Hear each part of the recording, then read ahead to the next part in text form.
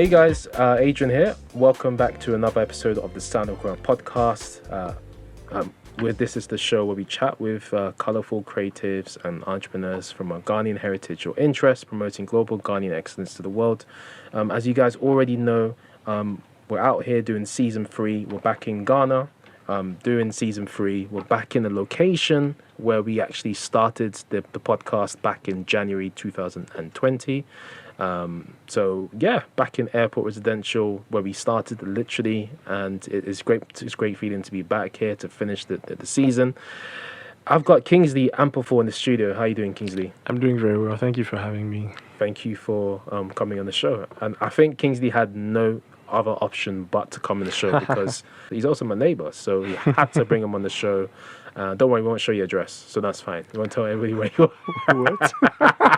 Right. Yeah. So Kingsley Ampoful is an award-winning artist. He's also received nominations from Vodafone Ghana Music Awards. Is that correct? Yeah, it is. He's also accomplished vocal tutor, and he has quite a back.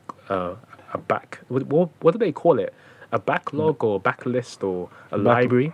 A library of a library of recordings and features of various songs from the gospel industry. You have to hear his voice. He absolutely kills it. Your latest single is God, I believe.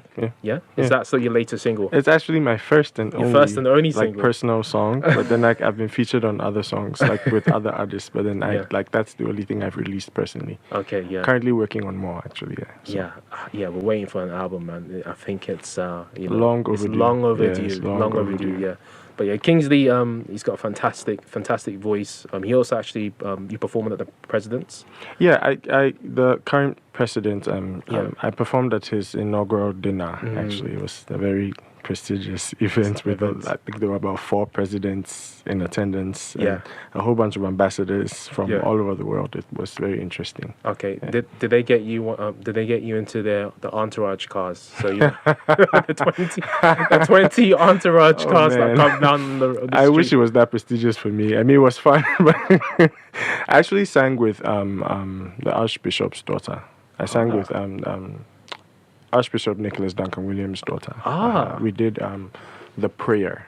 Okay. By Donnie McClurkin and Yolanda Adams. It was very interesting. Okay, I didn't know his daughter was a singer. Yeah, she sings as well. She does more choral music, but I mean, it was great. Yeah, to mix the two subgenres, it was interesting. Yeah. Nice gospel fusion right there. Great. Hey guys, this is Adrian with a quick message from our brand new sponsors, Ice Cream and Ting. So, are you a foodie in the UK that finds dessert options on food delivery apps a little bit basic and uninspiring? Well, you need to get yourself some Ice Cream and Ting ice cream and indulge yourself today. They make small batch ice cream tubs with flavors that are rich and inspired by the African continent and the Caribbean. So, what are you waiting for? Get some luxury ice cream ordered straight to your door by heading over to icecreamandting.com and enjoy this experience like I am today. Thank you very much. Now back to the episode. So I'm sure you guys are going to learn more about Kingsley as we go on through the episode. Let's talk about some of these like awards and these nominations that you've picked up. Let's talk about Vodafone Ghana music. Yeah. So when was that? That was earlier this year. Actually, it was very unexpected because usually what happens is you release the music, then you apply to Vodafone VGMA for short. You apply to the VGMA board, and then the board deliberates, and then some categories, they go through a voting process where the public votes, and then some categories are decided by the board and the academy. The academy being people in the media and stakeholders basically in the media space and music space. So my category was Best Male Vocal Performance, which is a category that is decided by the board and the academy. So there was no voting or anything like that. So just professionals like that, like Yeah, basically just professionals. Yeah, and are they from like? Do they have like a background, like a musical? Background Most of them have musical production background Wow. or some kind of media background or something. So or they've worked with companies like Charterhouse and production houses like that. So that's basically what comprises the board and the academy. And the academy basically also comprises of like radio personalities, TV personalities, and all sorts of people. Anybody that has a stake in the industry is basically part of the academy. So those are the people that's actually decided on who the winner was. I didn't win though, but I mean, It's still great to have a nomination. Yeah, right? It was very great to be nominated because I didn't actually submit my song. Somebody who I still don't know submitted my song for me. And secret admirer. Exactly. If you're watching, he's right here. Thank you. So then the thing just came up and I see my face and I see my name. I'm like, no, this isn't real. Like, what's going on? Like, how did this happen, right? Yeah. And then I start asking my friends, did you submit the song? Did you submit the song? And everybody's like, no, we didn't submit the songs. And in my head, I'm like, how did this happen? It was a very, elating experience, though. I was very happy when I saw it. Yeah, I was very excited. Wow, man. Congratulations. It's a big deal. Thank you. Thank you so much. I saw your photos on stuff on Instagram. It was such a great experience. Yeah. And was there any notable names or acts that were also nominated or won awards at the show? So I think, let me mention the people that were in my category. Okay. So I was nominated along with Joe Metal. Yeah. I was nominated along with Kiddy. Okay. I was nominated along with, who else was on there? Aquabwa was on there.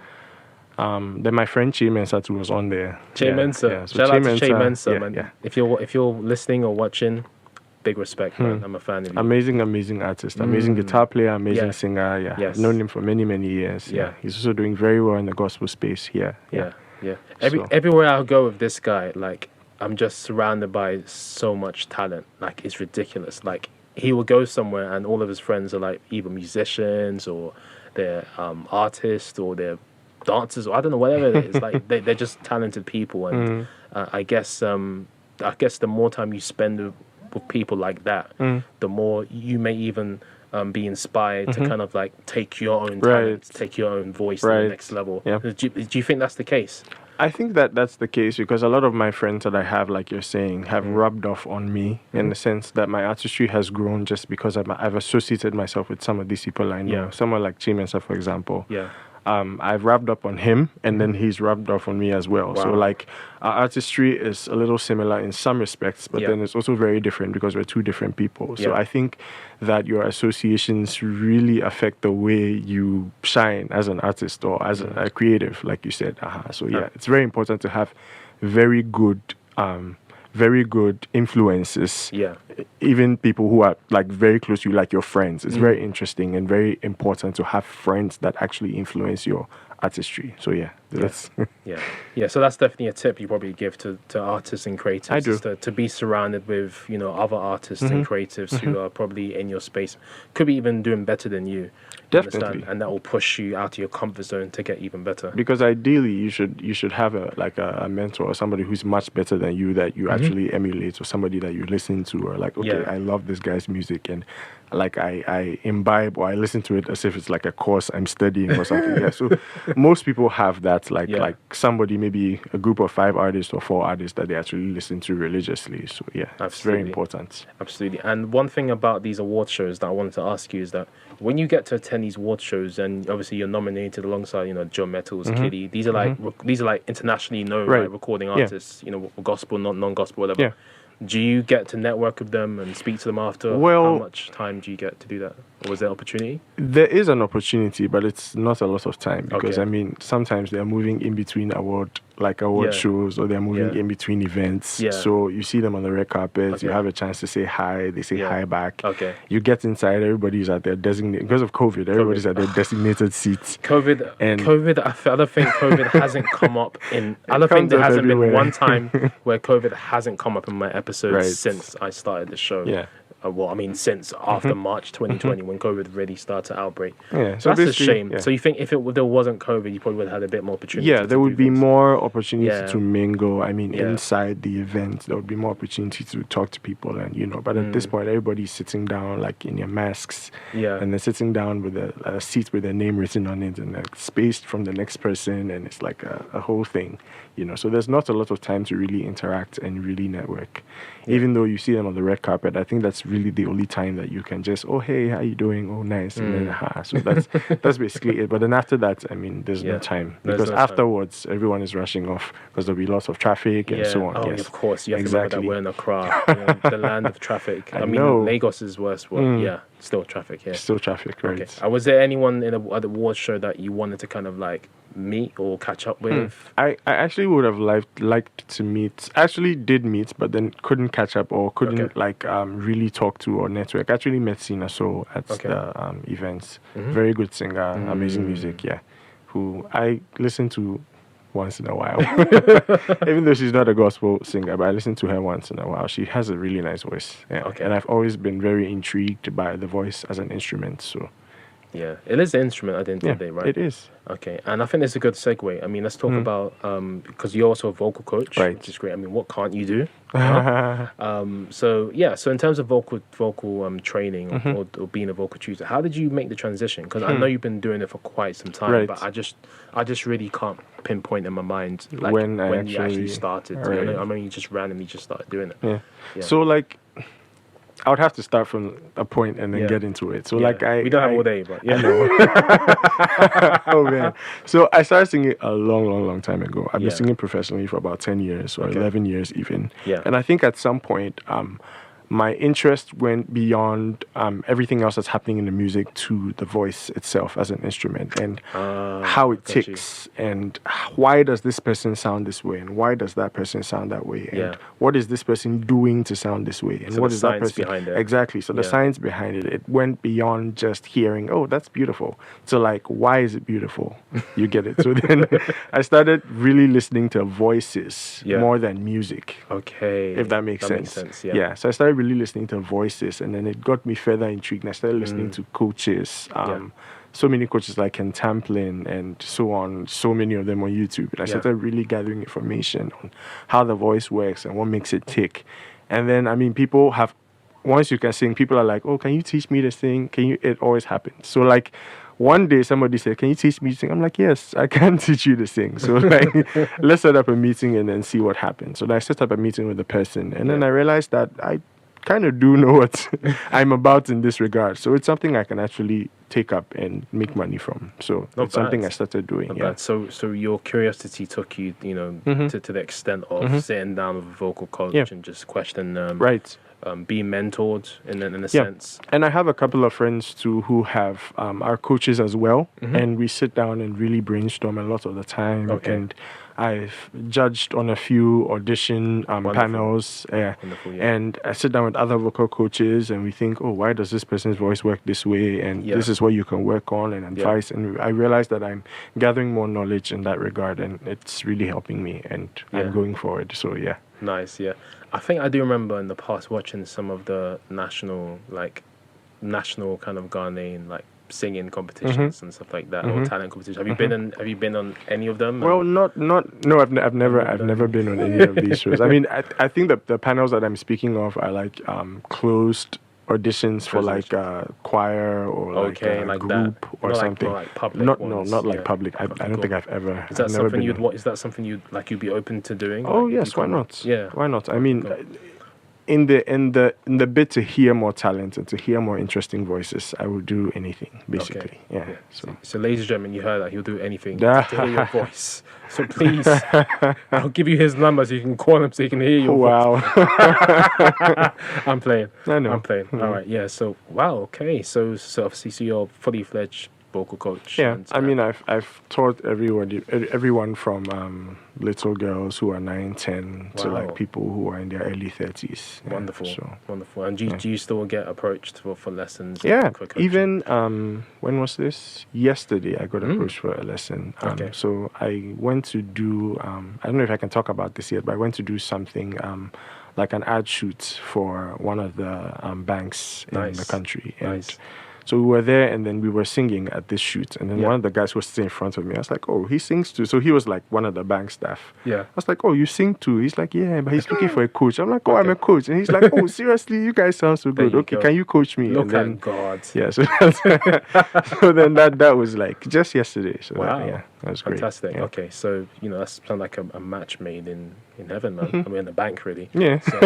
So, so there you go. So, so you met someone in the bank who wants, vocal lessons. And, I did. And that's more money in the bank for you. So that's great. It is. So, yeah.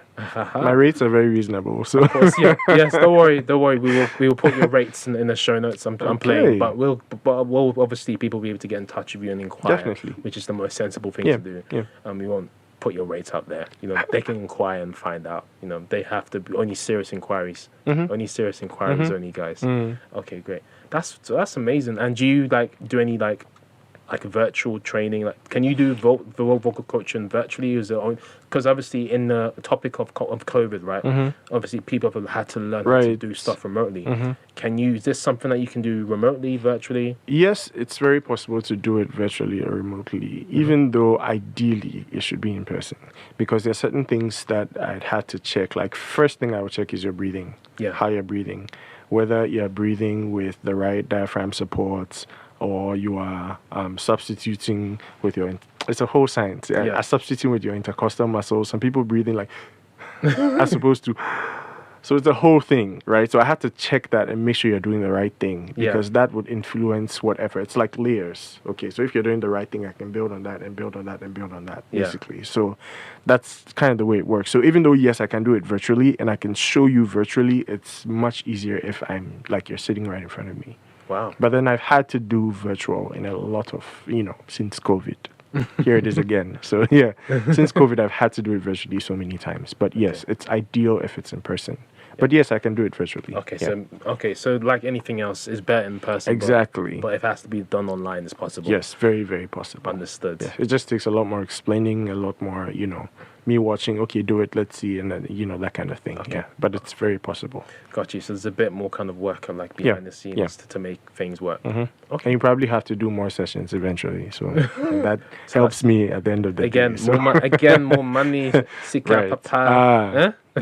Yeah. I don't know what that means. It's very important. Like it's Okay. Okay. So we're giving tree lessons as well as vocal lessons. Okay, great. Okay, let's keep the show going. Right. So back to kind of awards and performances actually. Speaking of performing, so you performed at the President's. Yeah, the President's inaugural dinner. Yeah. It was a very interesting experience. I've performed at a lot of churches. I've performed at a lot of open mics. Anywhere there's a mic, you're there basically. Yeah, just like vocal, just like your curiosity of like vocal. I love it. I actually love it. And for me, I think that my sound is more suited to an acoustic space more than like a live, huge, big sound kind of thing. So I find that a lot of the gigs I get are like smaller acoustic spaces, and that's okay with me because I love those ones. Exactly. Yeah. So like that's where my sound fits. Yeah. So like I'm okay. I'm very, very okay with that. What's that?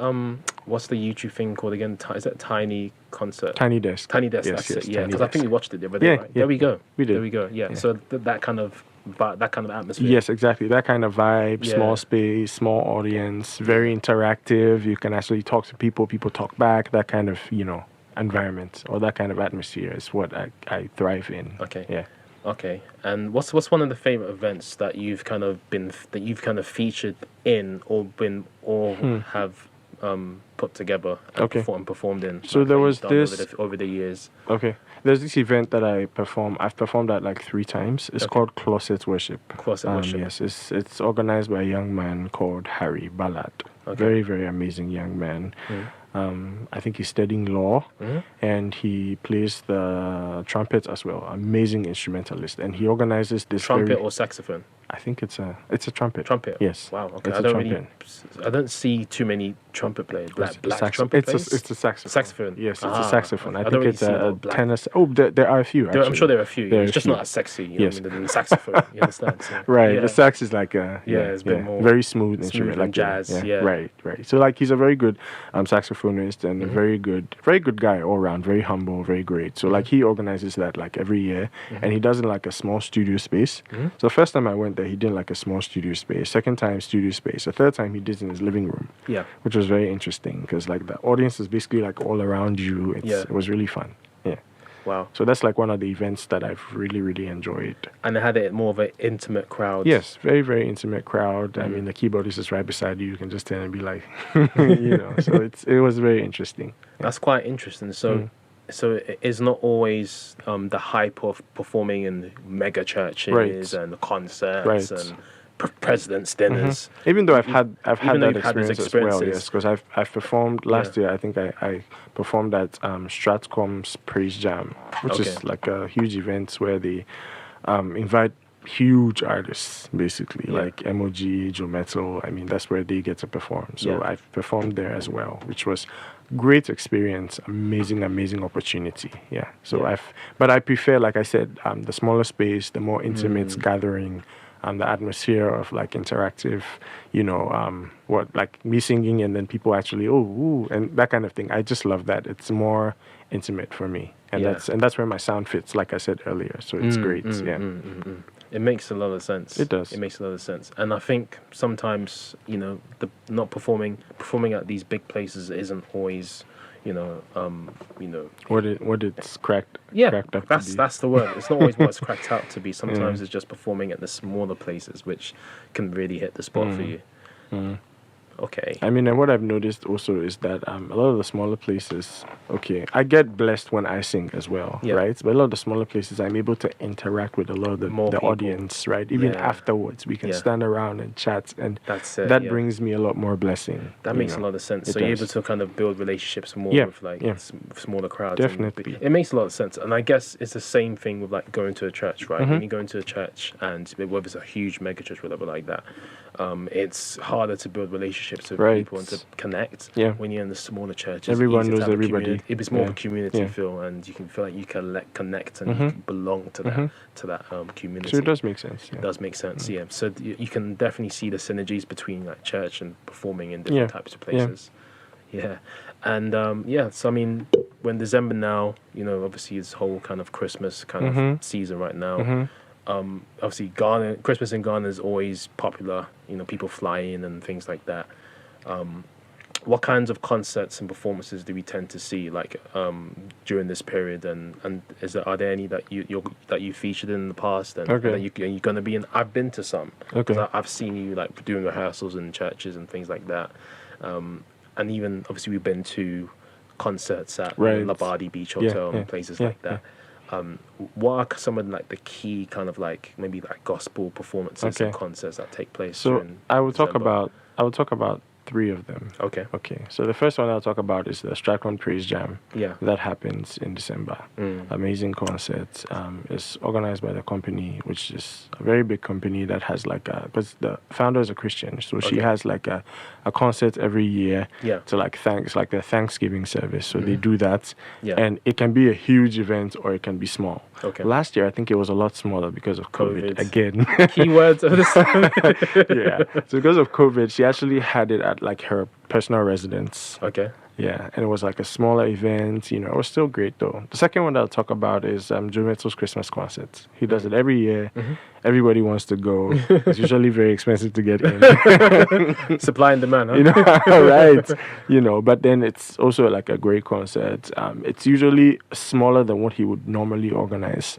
So usually Joe Metal is like a huge concert, huge venue, so many people, ticketed, kind of tag kind of thing. That's usually his MO, right? Because he got so many so many fans and followers and stuff. But then when it gets to Christmas, he has like a smaller event, more intimate, like what we've been talking about. So he has, I think he calls it Christmas with Joe Metal, which is fun, which he does on the 25th. He does it on the 25th. On the 25th? Yes, on the 25th, like on Christmas Day. Is he doing one this year? Is he doing one he's doing one this year on the 25th. On the 25th. Are you going to go to it? Am I going? I think I will attend. I will attend. I think it's 150 or something to get in or something. 150 Ghana. Ghana cedis, not pounds, not pounds, not dollars. Ghana. Ghana cedis to get in. Which is still obviously maybe for the average Ghanaian might be a bit A bit, yeah. a Like bit I steep. said, it's Yeah. a bit steep. But then he has like ranges from 150 Ghana cedis. Okay, that's the entry level 250, ticket, right? 200. Okay. It's quite there. But then, What can we do? Yeah, exactly. If you want to go, I mean, Yeah. you're gonna have to pay. So that's, Yeah. yeah. And then I also talk about Christmas with Emoji as Okay. well. Emoji is another artist that's doing very well in the gospel space. Yeah. So the category that I was nominated for, he was also in there, and he won. Okay. He actually He won. won. Yeah, So he won he the took your award home. He took my award home. Did you try to break stuff? Oh well, I've actually known Emoji for a lot of years. Yeah. I've actually worked behind the scenes with Emoji, and almost everything Emoji, my voice is on there somewhere. Like, So I've known him for a lot of years. He's an amazing artist, very, very good singer. One of the best we have, actually. Wow. Yeah. What, from Ghana, right? Yeah, one of the Wow. best we have from Ghana Stunning. here, yeah. So he's stunning. doing very, very well. So he won that award. So he has an event also at Christmas. Yeah. Yeah, that's also called Christmas with Emoji. I think that one is a little before the 25th. I'm not entirely sure what day. I'm not entirely sure what day. But that's also happening, which is also great. It's also like a smaller, intimate, not necessarily acoustic, but smaller kind of event, more intimate space. Yeah. So Okay. those are the events that I know about that are happening this December. Okay. Yeah. So what do people do if someone's new to Accra, to Ghana, or someone is in the country and they want to go to a concert they want to go out on Christmas, they don't want to just stay home and eat jollof all day. Which one do they go to? Huh. Do they go to all three? Do they hop between all three, or Why not? I mean, they're on different times days, as well. so- Different days. So you can just hop to all three. Hop to all If three. you can make all three, why not? Yeah. It's more music, more fun. So That's a good point. Mhm. Okay, and yeah, so the gospel industry. Let's talk about that a little bit. So the Ghana gospel industry, of course, it's been more vibrant as the years have gone on. Obviously, they got you. We've talked about your metal. I mean, who are the key artists? okay. So, I mean, So- there's worship, there's praise, there's Right. more African. I mean, Mm-hmm. what are the subgenres that you would kind of call? Well, so for here, Yeah. in Ghana, we enjoy. How do I even say this? We enjoy a limited number of subgenres. Yeah. In the sense that a lot of Christian music is worship music Yeah. or praise music. praise music, yeah. And anything else is not as celebrated as the regular worship or praise music. I mean, not to say that's not great, it's Yeah. amazing, Yeah. but anything else is usually not as celebrated. So you find that most of the artists that are doing very, very well are the ones that are doing like the worship music or the praise music, like Joe Metal and Emoji and Diana Hamilton, who swept so many awards this year. It's unbelievable. Like, Yeah, I need to check her out. I so think many I've heard awards. about her, Yeah, but I need to check she her out. swept awards in Ghana, the US, the UK, and Wow, like, it's crazy. She's internationally known. Yeah, she's into. I Yeah. think she's lived in the UK as well for a bit. Okay. Yeah, even though she's originally from Ghana. Ghana, and yeah. I don't know if she lives here now or she lives there, but I'm not sure. But Yeah, okay. she's swept so many awards. She's doing very well. So Joe Metal, MOG, Diana Hamilton, Ife Grace is also doing very well. A worship artist as well. I mean, Chimenta is also doing very well, even Yeah. though he's more alternative. Yeah, more gospel alternative or alternative, bluesy or jazzy. Yeah, Yeah. yeah. So Okay. I mean, those are the ones that are really making name. Yeah. And these ones are more kind of like full time in the industry, would you say? Yeah, They're yeah. like part time kind of thing. No, they're not part time. I would also mention Luigi McLean or Kofi Osupepra. I mean, they're all doing well. Enunyam Ekufu also doing well. There are so many of us that are trying to get into the space, and everybody's doing very well. Everyone's So, doing well, yeah. And they're getting like international attention as well, which is great. Well, some of them are getting, like Jometto is getting a lot of it. I think he's even Yeah, he gets a lot of international yeah, attention. he's almost always in the States now. Yeah. So, So he keeps going to the States to go perform and stuff like yeah, that. yeah, he performs at a lot of Ghanaian churches in the States. Wow. So many Ghanaian, even some of them. I think recently he went on a tour Okay. in the States with an artist from the UK called Okay. Called Out Music. Call out music. Yeah, Yeah. yeah. We've heard of them. Great. Yeah. Yeah. So he was on tour in the US with Called Out Music, and yeah, I hear that went very well. Yeah. He actually has like a whole team in the US. Wow. And yeah, he has a whole team in the US. I mean, there's a keyboardist and producer in the US called Junior. I don't know his full name, but Junior, yeah, who's doing very well. Okay. Who actually like produces for Joe Metal over there, like organizes the vocal rehearsals and does everything. So yeah, Yeah. so, yeah, he's doing very well.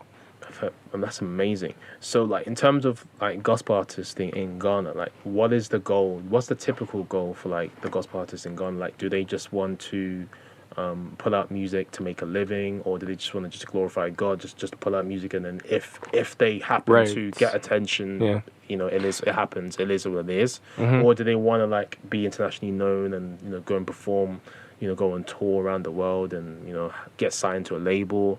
What's the typical goal? Like, I mean, you talk to me. I mean, you've interacted with so many gospel artists. What's the typical kind of goal? I think the typical goal, because our music is Christ driven and gospel driven. I think the typical goal is to get our music heard.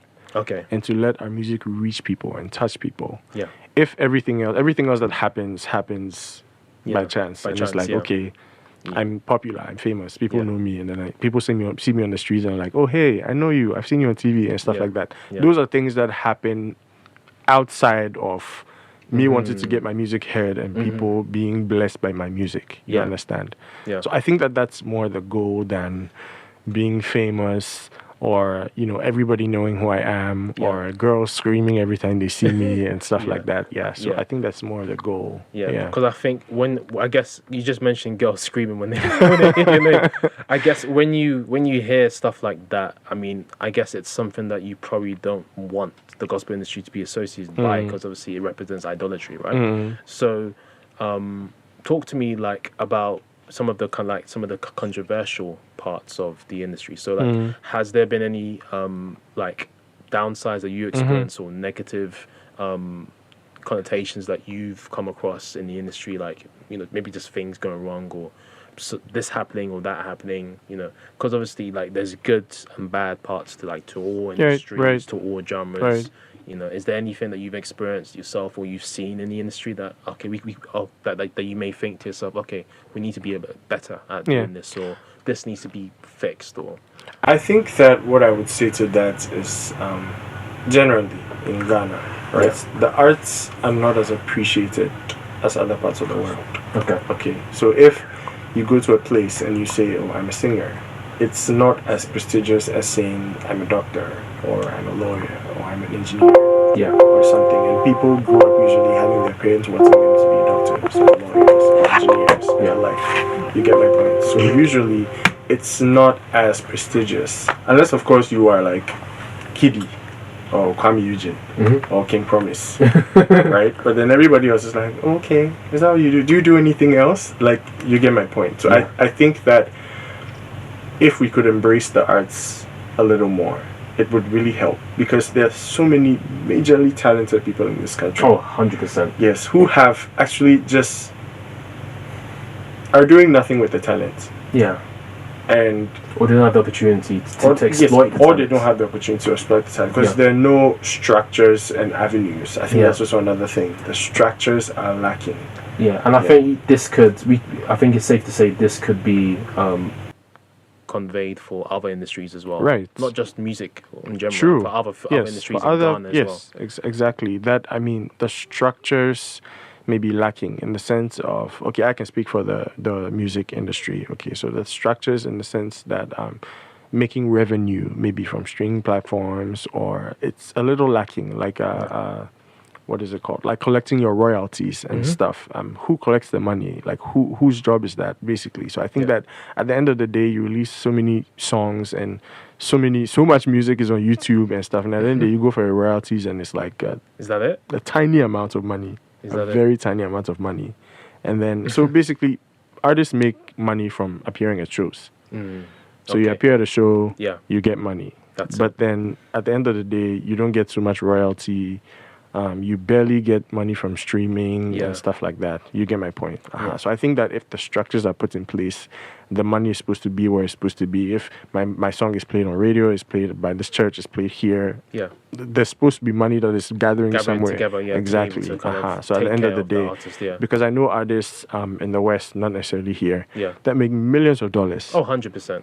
Millions of dollars. Even gospel. Exactly. 100%, even gospel. Millions of 100%, dollars. Because I know for a fact that Mariah Carey makes... Oh, 100%. Let's not even talk about Mariah Carey. I mean, she does some gospel songs, but... Just on Christmas.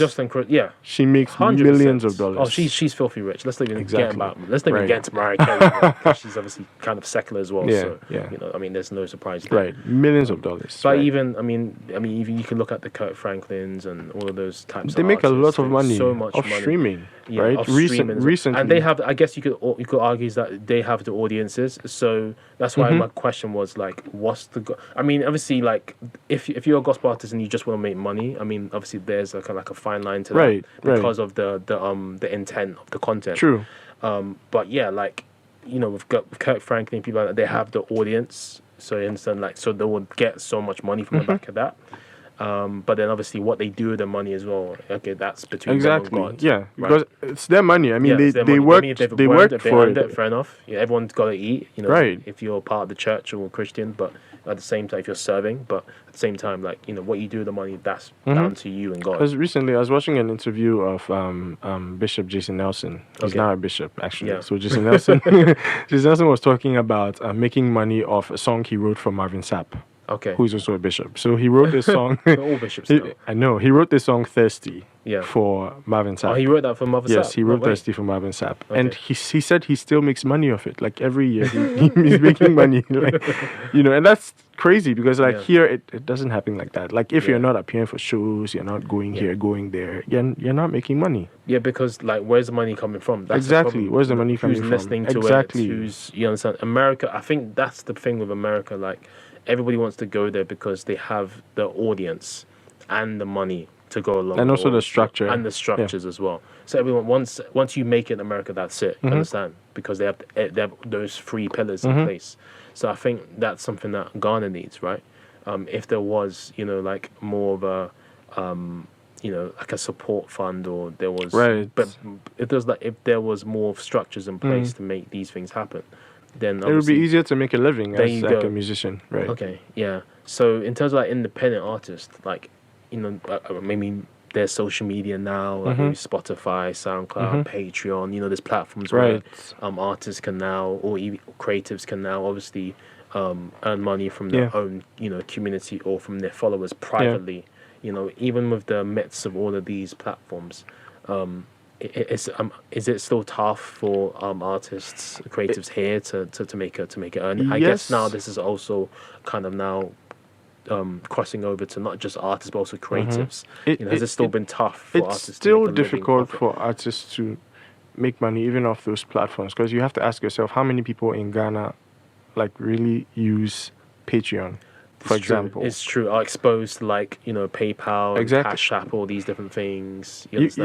Cash App. There's actually you can't have Cash App just in Ghana. mobile money. You can't have PayPal. PayPal. You can't have PayPal in Ghana. It's just mobile money. Exactly. So these platforms credit like exactly. So Patreon does it use like more? Can you use mobile money on Patreon? I don't think so. But you can use like PayPal and credit card, all stuff. But you get what I'm saying. Yeah, I get what you're saying. Yeah. So how many people actually have? First, the knowledge of these platforms that you can go on and have people support your music and stuff on these platforms. People don't really, and how many people in the country actually patronize? Like, who is saying, I'm going? How many artists do you hear? I know I keep. No, that's fine. How many artists do you hear like saying, so go to my Patreon? So this is what it is, and it doesn't happen. You get my point. Yeah, so that's what it is. It's the structure, right? Yeah. It's the structure, and even the stakeholders. Like, people don't glorify YouTube like they always glorified in the West. Now there's awareness coming out. YouTube, everybody's YouTubing now. But before I was like, why am I making videos? Or why am I putting videos on YouTube? Before it's like, I need to get my CD out. I need to get to the radio stations. I need to get to the TV stations. You get the point. So there's now a transition to like the global village, like the internet. Yes. We're now transitioning into that. So it's going to take some time for people to really understand that this is where the gold mine is now. And it's not in rushing to radio stations. And even though that's still great, because you're still going to reach a lot of people it's true. and stuff. But that's not all of the work. But a lot of the work is on the internet, basically. 100%.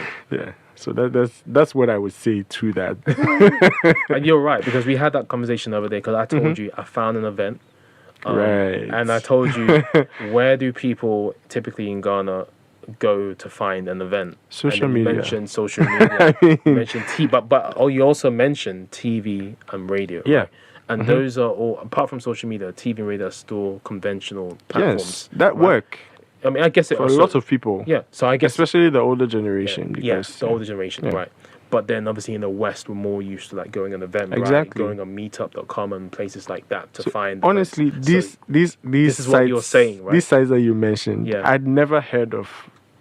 Heard of them. I'd never heard of But them. Eventbrite. Meetup. You know Eventbrite. I Yeah? don't know Eventbrite. You don't know Eventbrite? No, I do not. Okay, we'll have to have a conversation. So, like, what I'm saying is that these are not platforms that Ghanaians normally or Use. averagely use. Okay. You get my point? Yeah. If I follow, a lot of artists on like Instagram and Facebook. So if I say, oh, they're having an event, they put out a poster that, okay, this event is happening on this day. Yeah. And then you go and like, okay, so the details are in the poster. You know that, okay, this is what is happening. And then you go. You're not going to like a structured event site that has all the events happening in December or like it just doesn't happen like that, right? But I did see a lot of the events going on in December on Eventbrite, which is great. Which is great. Which is great because those that know it will use it, use which it, is great. But then I think widely, it's not like widely known like that. True. Yeah. True. Yeah. Okay. So, do you think to help kind of solve this problem of creatives not being, and maybe artists, even gospel artists, maybe not being compensated enough for the work that they're putting in? Do you think if we had these platforms from the West, like the Patreons, obviously there's YouTube there, but obviously it still takes a bit of time, and even when creatives who are on YouTube from Africa are using YouTube and they have maybe thousands of subscribers, even then sometimes the ad revenue isn't as much because of the content that they're attributing to YouTube, so the YouTube won't pay them as much. Do you think if they had like our own version of Patreon, all these different types of platforms where people can make an earning, do you think that would help to maybe solve the problem a bit or bridge the gap between? It would definitely bridge the gap. Yeah. Because then there will be platforms that we know that came from us, that we understand that, okay, this is something that we made. Okay, we know we can attribute to one human being. This person made this, and this is making artists money. People would subscribe to it because, everybody likes money. So of course, yeah. everybody likes money at the end of the day. And these things are easy to use and they're accessible in the sense that I don't have to get somebody who is in America to help me get a PayPal or, you understand? Yeah. They can use mobile money. So I can basically just, there's some streaming sites that actually now you can use mobile money to just pay. Fantastic, yeah. Regardless, if you don't have like a Visa card or something, you can just use mobile money to pay. Like there's one called Aftown Music. You can use mobile money to buy music. Oh, nice. You get my point. And I was starting to see that because I went on Ego Tickets to book an event. I'm actually going to it tonight, actually. And, when I saw the option to pay with card or mobile money, I was like, this is incredible. Yes, because I think using Paystacks technology, which is great. So I think some of the African startups are now helping to solve that problem. Exactly. And also, another thing I was going to say is that... no, I think that's it, really. Yeah. So, if these apps are accessible for people in Ghana in the sense that I can pay with mediums or media that is available to me, like mobile money. Then it's going to work. It will work. It will work, It will work because everybody likes money. So, it will work. Everybody likes money. You get my point, Yeah. And then and I also went to a store and I paid. Someone asked me I think it was Palace Mall in the airport, and someone asked me if I wanted to pay with mobile money, and I said no, I just pay with cash. You understand? So again, even in stores you're seeing that, which is fantastic. Yeah. Okay. And speaking of YouTube and the whole creative community, and so you got a YouTube channel, right? Yeah, I have a YouTube channel. So I have Kingsley Ampoful on YouTube where I put all my music. a lot of my covers are there. So that's it. And I have another channel that I talk about other things. I talk about so I have an experience with chronic illness that I catalog that on my channel. It's called Chronically or Chronic Ally, basically. So so I talk about that. Clever as well. playing words. I noticed that. Yeah, so Chronically, and then my Kingsley Ampoful, which is mainly for my music. So that's how you can find me on YouTube. Should I go ahead with the others as well? You got more?